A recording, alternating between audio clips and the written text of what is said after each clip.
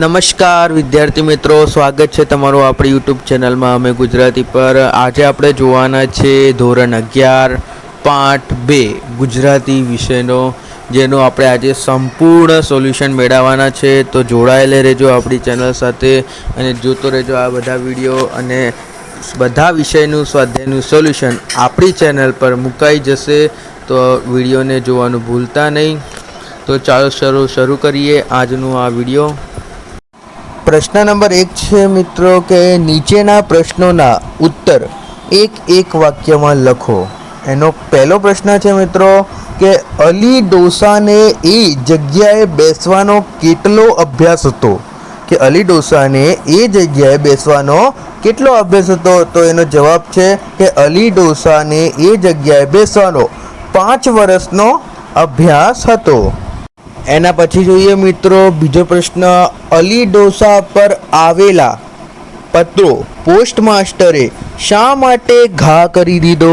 તો એનો જવાબ છે કે દૂર દેશમાં રહેતી પોસ્ટ માસ્ટરની દીકરી બીમાર હતી અને તેના સમાચારની રાહ જોઈ રહેલા પોસ્ટ માસ્ટર ચિંતામાં હતા. એવા તેમણે પાસે પડેલા ટપાલના ટોકરામાંથી તરત તેમણે પોતાની ટપાલ છે તેમ સમજીને એક કવર ઉચક્યું, પણ એ કવર પર અલી ડોસાનું નામ સરનામું જોયું.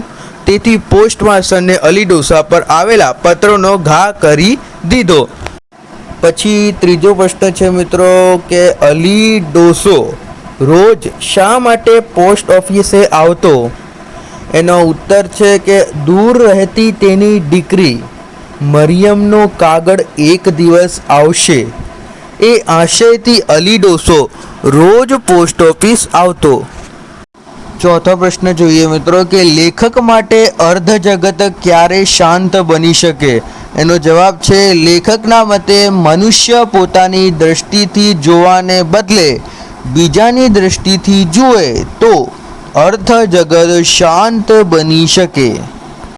તો મિત્રો હવે જોઈએ કે બીજા પ્રશ્નનો પહેલો પ્રશ્ન, અલી ડોસો હોશિયાર શિકારી હતો તેમ શા પરથી કહી શકાય? તે અલી ડોસો એની યુવાનીમાં હોશિયાર શિકારી હતો. તે ધૂળની સાથે ધૂળ બની જાય તેવો કાબરી તેતરાને જોતો કે તરત જ તેત્ર તેના હાથમાં આવી પડતું. અલીની ઇટલીના ગરુડ જેવી તીક્ષ્ણ નજર સસલાના કાન પર ચોંટીને એના બીજી પડે સસલું બચી શક્યું નહીં એનું નિશાન હંમેશા અચૂક રહેતું. આ પરથી કહી શકાય કે અલી ડોસો હોશિયાર શિકારી હતો. એના પછીનો બીજો પ્રશ્ન જોઈએ, સ્નેહ અને વીર અલી ડોસાને ક્યારે સમજાય છે? એનો ઉત્તર છે જે દિવસે અલી ડોસાની દીકરી મરિયમ સાસરે ગઈ તે દિવસથી અલી ડોસાને જિંદગીમાં એકલતા લાગવા માંડી. તે દિવસથી અલી શિકાર કરવાનું ભૂલી ગયો અને સ્થિત નજરે અનાજના ભરચક લીલા ખેતરો સામે જોઈ રહ્યો હતો. આ સમયે સ્નેહ અને વીરય શબ્દનો અલી ડોસાને સમજાય છે અને જિંદગીમાં પહેલી વાર સમજાયું કે કુદરતમાં સ્નેહી સૃષ્ટિ અને વીરના આંસુ પણ છે. ત્રીજો પ્રશ્ન જોઈએ, પોસ્ટ ઓફિસના કર્મચારી અલી ડોસાને હાંસી સી રીતે ઉડાવતા? એનો ઉત્તર છે વિદ્યાર્થી મિત્રો, પોતાની પુત્રી મરિયમ કાગળની રાહ જોતી. અલી ડોસા રોજ સવારે પોસ્ટ ઓફિસથી પહોંચ્યો જતો. આ તે રોજનો ક્રમ બની ગયો હતો. પુત્રી મરિયમનો કાગળ આવતો નહીં છતાં નિરાશા ખરેર તે બીજા દિવસે હાજર થઈ જતો. આ જોઈને પોસ્ટના કર્મચારીને પાગલ ગણી હસી ઉડાવતા. ક્યારેક મશ્કરી અલી ડોસાનું નામ બોલીને તેને કાગળ માટે ટટડાવતા. આ રીતે પોસ્ટ ઓફિસના કર્મચારીઓ અલી ડોસાની હાંસી ઉડાવતા. ચોથો પ્રશ્ન છે, અલી ડોસાએ લક્ષ્મીદાસને કઈ ભલામણ કરી હતી? શા માટે? અલી ડોસાએ લક્ષ્મીદાસને ભલામણ કરી હતી કે તેની દીકરી મરિયમનો કાગળ આવે તો પોતાની કબર પર પહોંચાડો, કારણ કે અલી ડોસાને હવે તેનું મૃત્યુ નજીક લાગતું હતું અને હજુ સુધી તેની એકની એક દીકરી મરિયમનો પત્ર આવ્યો ન હતો. તેના પછી જોઈએ પ્રશ્ન 3નો પહેલો કે વાર્તામાં રજૂ થયેલ રાત્રિનું ચિત્રણ કરો. આ વાર્તા શરૂઆતમાં જ પાછલી રાતનું આબેહૂબ વર્ણન છે. ભૂરા આકાશમાં નાના મોટા તારાઓ ટમટમી રહ્યા છે. શીતળ પવનના સુસવાટાથી બચવા અલી ડોસાએ પોતાની ફાટેલી જભાથી શરીરને લપેટી લીધું છે. કેટલાક ઘરોમાંથી ઘંટીના મધુર અવાજ સંભળાય છે અને એ સાથે જ સ્ત્રીઓના ઝીણા અવાજ પણ સંભળાઈ રહ્યા છે. એકાએક કૂતરાનો અવાજ, વહેલા ઉઠી ગયેલા પક્ષીઓનો અવાજે સિવાય આખું શહેર સાવ શાંત હતું. લોકો મીઠી નિંદ્રા માણી રહ્યા હતા. શિયાળાની રાત વધુ ગાઢ બની જતી હતી. મનુષ્યના સ્વભાવ જેવી શિયાળાની ઠંડી કાતિલ હથિયારની જેમ પોતાનું સામ્રાજ્ય ચારે બાજુ ફેલાવી રહી હતી.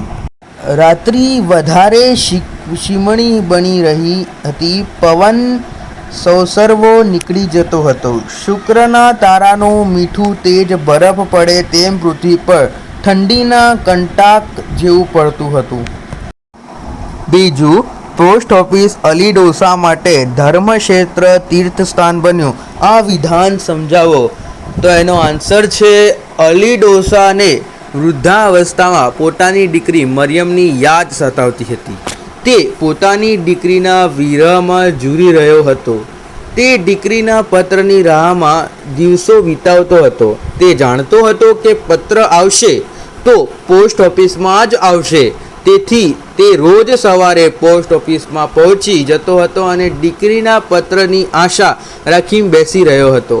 જેમ કોઈ ભક્ત ઈશ્વરના દર્શન કરવા માટે પૂરા વિશ્વાસ સાથે અને શ્રદ્ધાથી મંદિરે જાય તેમ અલી ડોસો પણ પુત્રીનો પત્ર આવ્યો હશે તેવી શ્રદ્ધા અને વિશ્વાસથી પોસ્ટ ઓફિસ જતો. આમ પોસ્ટ ઓફિસ અલી ડોસા માટે ધર્મક્ષેત્ર તીર્થસ્થાન બન્યું હતું.